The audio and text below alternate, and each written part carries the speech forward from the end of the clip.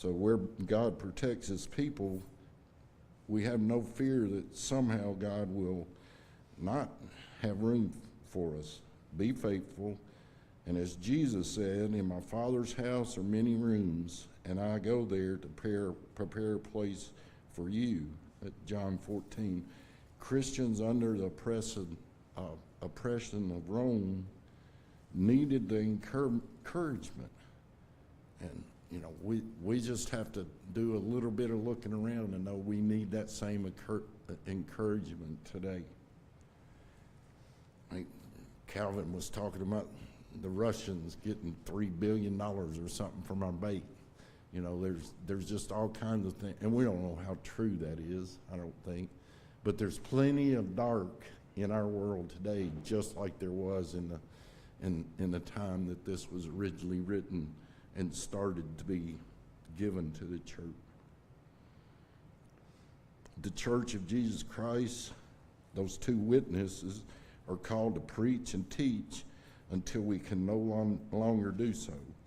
We may very well die for doing so, but have no fear. God will bring you back, not to simply another round of life on this earth, but to a new life in heaven with him. The world may laugh at us, may mock us, even rejoice that we're gone, but God will never leave us nor forsake us. When the final judgment of God comes, the end is here. That's it. And that's when the new eternity, we're eternal beings, but things are going to be different at the end of this life as we know it. And the very presence of God will be seen and felt and known eternally. All right. Well, that finishes up there, and we have a few minutes. So I guess I'll try to go through the review also.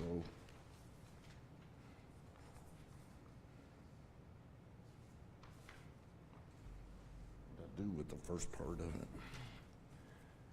it. Y'all just bear with me. I'm doing the best I can this morning.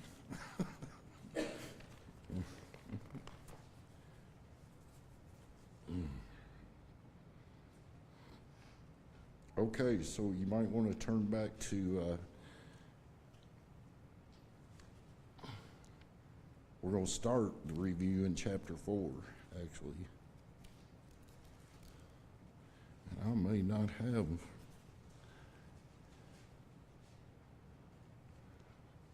we may wait till next week, because I may have not brought all the, yeah, I got behind on the slides. Been through this.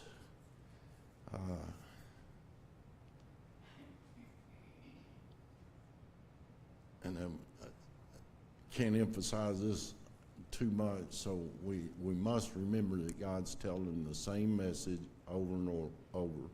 Reward for the failure and wrath for the wicked. And Revelation 10 and 11's interlude is meant to remind all Christians of all time that we're called to be like the Lamb. We say that all the time. We want to be like Jesus. We're striving to be more like him every day, hopefully. And that's the real message of these two chapters. And now this interlude's over. We got the seventh trumpet, and this vision is finished, and when we start chapter 12, we'll get into the bowls.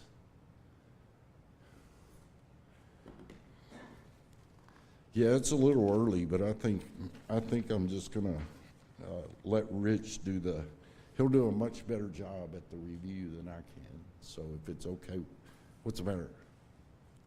Oh, okay. So I think, I apologize, but I sure don't want to waste your time, but I think we would be better served if we let Rich do this review of these 4 chapters. So maybe we can just, boy, I hate to do it because maybe we can just have some discussion. But remember, if you get too deep, I may not be able to go there. So does anybody have anything that they'd, yes, Ronnie? I have a question. Okay. Look at Daniel. You have a depiction of this golden image. Daniel's dream, he interpreted that to be nations that would involve Israel or time period. Right? Well, I don't know. I have to study things. I know the Silver story. and bronze and the legs, clay and iron, they were empires that affected Israel. Those were chronologically given. Now, Revelation, is it not chronologically given in relation to Rome and Israel? Or is it an allegory? Now, they didn't use allegory until like Well, 400-500 years. we studied a lot about, what is Revelation? Well, it is prophecy given in symbolic language, and is it chronological? I guess is the basic answer. Again, Rich would probably be a lot better at answering that. My personal feeling is it not chronological. I don't think time really, the time as we know it, has anything to do with it. It's repeating as it has throughout time as we know it, and it will return. So is it chronological? Maybe in that sense, but is it chronological by saying, okay, and I think you mentioned up until the time of Lot, right? Well, 80-70 Rome. Right. 80-70 Rome crushed Israel, and Vespasian became ruler. Titan, his son, was the one that destroyed Jerusalem. And then, a few hundred years later, they went in and built a temple, Roman goddess, on top of the ruins of Jerusalem. And it seems like Revelation should be like Daniel. It should be not an allegory of how God deals with Christians through, back in our time, but how he dealt with them during the time of Rome and the following leaders afterwards. It's hard for me to take Daniel in the historical context, and then get Revelation, and all of a sudden we have to fight over what these things mean and not be in relation to Israel. We have the church age when Jesus rejected Jesus, especially after the destroying of the temple. And then we get into Revelation and we see John's view of God on the throne and measure the temple that didn't exist anymore. And it's so confusing. It didn't exist anymore physically, Yeah. but spiritually it still exists today, and it still existed when John saw that vision. And have Spiritually. Then you have the two witnesses we just talked about. If you read that, it says that they'll be in Jerusalem. They'll be laying dead in Jerusalem. Is that an allegorical line? Well, I don't even know the definition of allegorical, so I'm gonna stick with what I do. Revelation is written in apocalyptic language. So was Daniel. Yes, so was Daniel. Is that right? So, now, in Daniel's time, those people had some understanding of those prophecies. But obviously, everybody didn't understand those prophecies to their full extent. And we're the same way today. Do we understand all the prophecies that are coming to the full extent? And I don't really know where you're trying to go with this, Ronnie. Well, it's four different interpretations of Revelation. I just wonder where the church of Christ falls in that.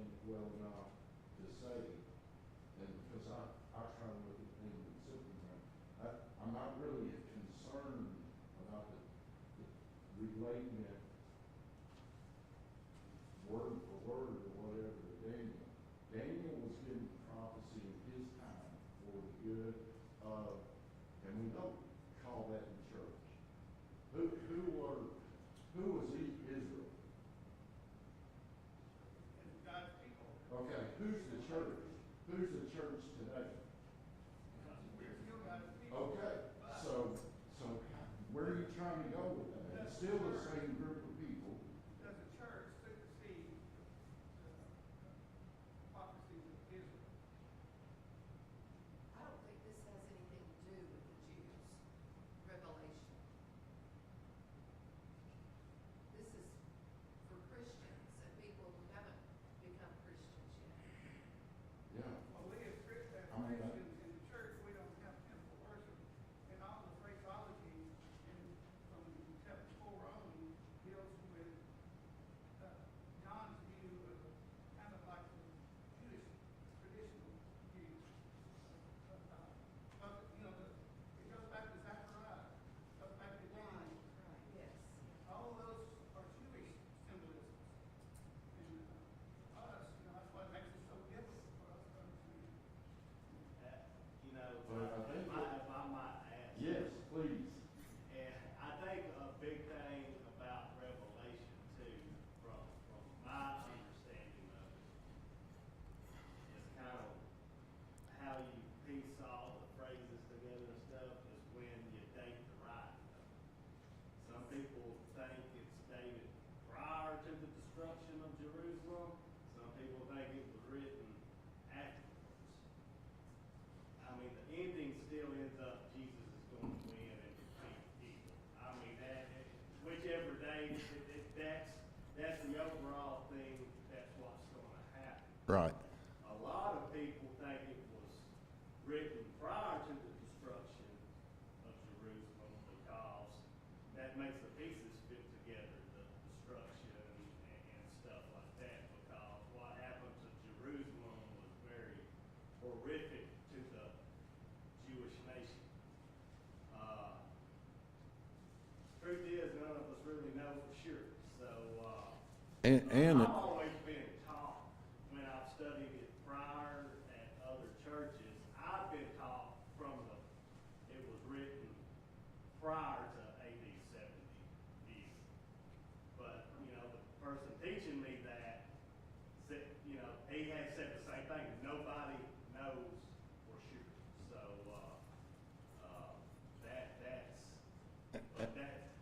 and I think Rich may have the after AD 70 Right. view. And I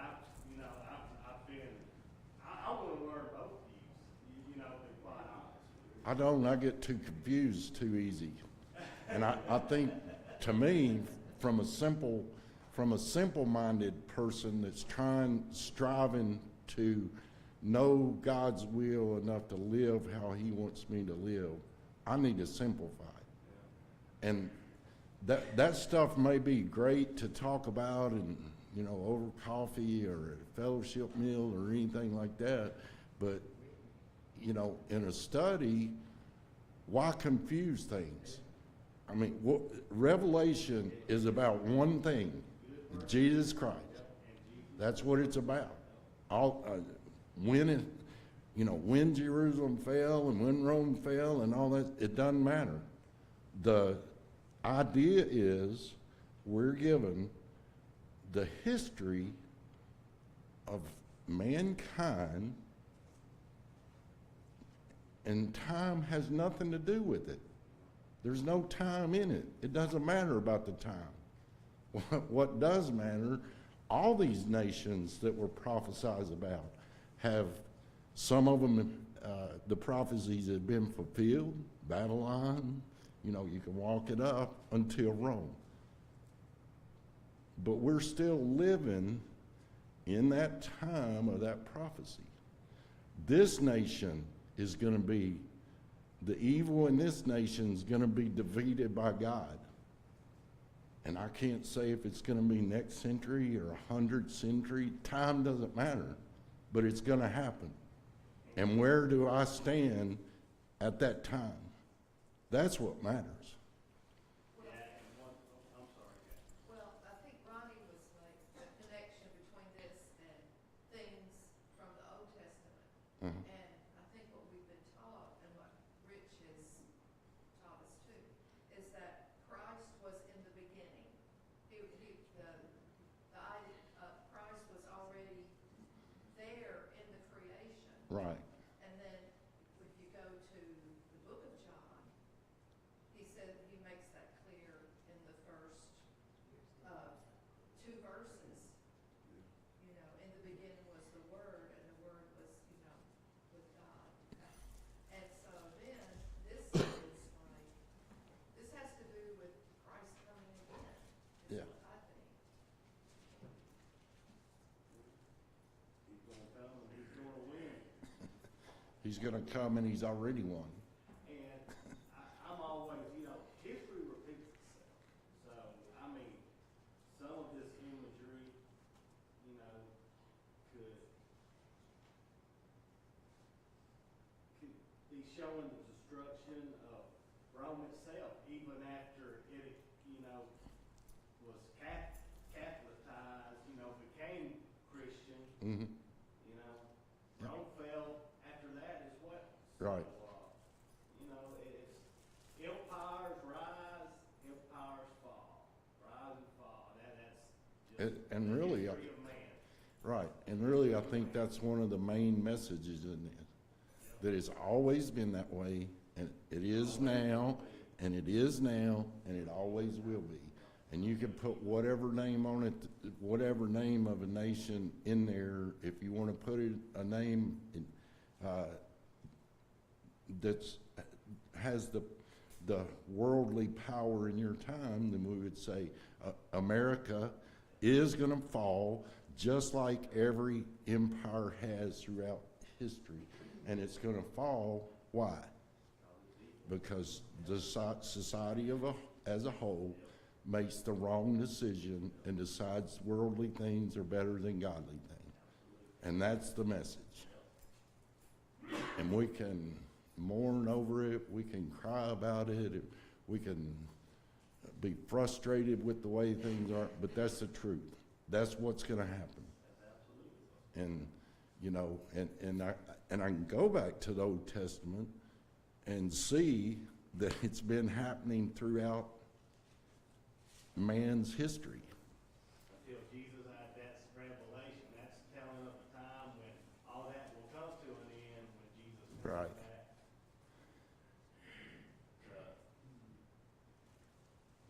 To end it all, send evil away forever. Right.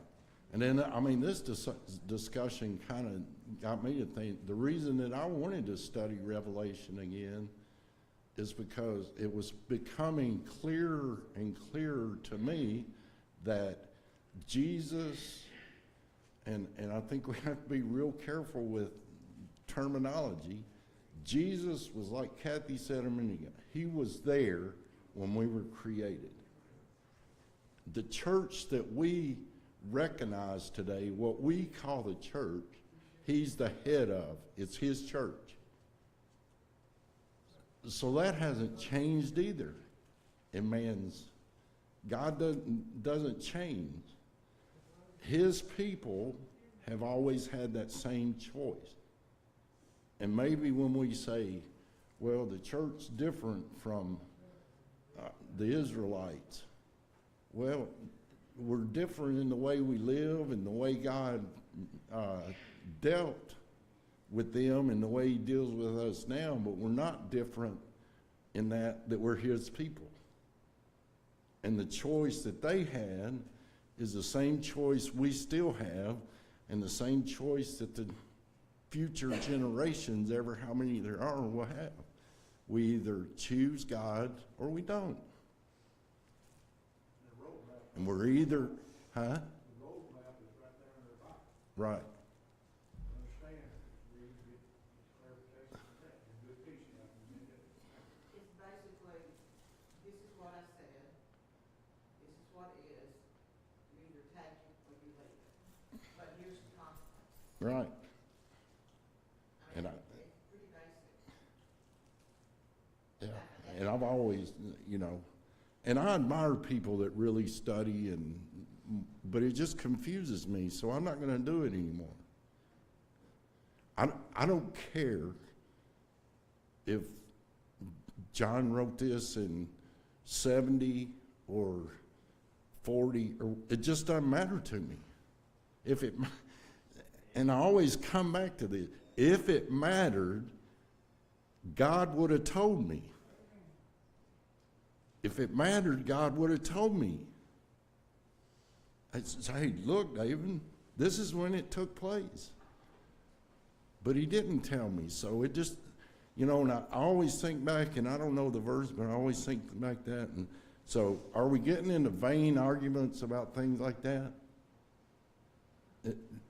We all agree that if God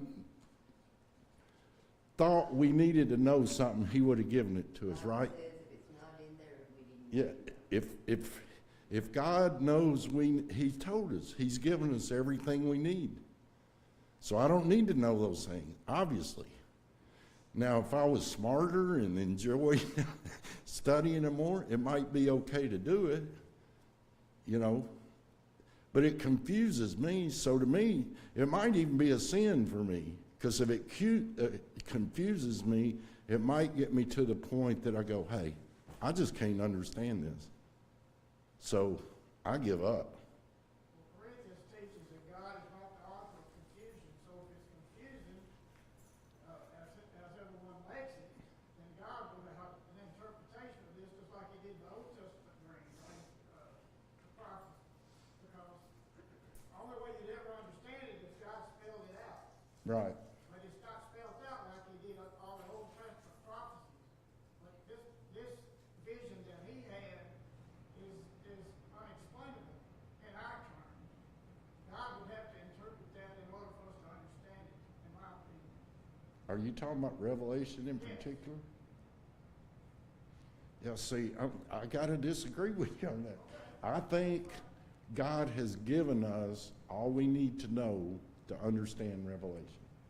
We might not know every little detail, but we know that Jesus came to be the ruler over God's people. He died and was resurrected and promises us that if we stay faithful, he's making a home for us. And that's what Revelation is saying. And it's also, there's so many different, sub-themes or whatever you want to call them. And just like we're studying, God's reminding us that, yeah, we're going to suffer here on earth. But better times are coming if you remain faithful.